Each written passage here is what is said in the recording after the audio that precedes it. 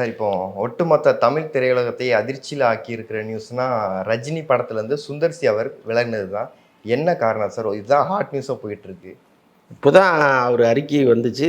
உடனே ஒரு 1/2 அன் ஹவரில் நீங்கள் வந்துட்டீங்க.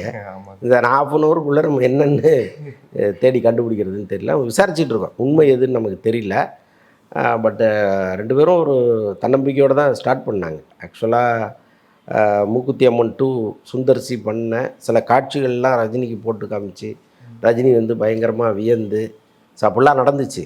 சுந்தர் சியும் கூட ரொம்ப கலகலப்பான ஒரு மனிதர். அவருக்கு பெருசாக கான்ட்ரவர்சி எங்கேயுமே அவர்கிட்ட இல்லை.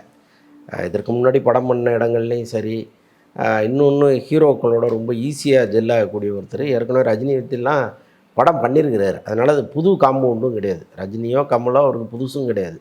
ஸோ அப்படி இருக்கும்போது என்ன காரணத்தினால அவர் வெளியேறினார்னு தெரியல. பட் இது அறிவிக்காமலே கூட இருந்திருக்கலாம். இவ்வளவு அவசரமாக அவங்க அறிவித்ததற்கு பின்னால் ஏதோ ஒரு மனக்கசப்பு இருக்குங்கிறது மட்டும் நமக்கு தெரியுது.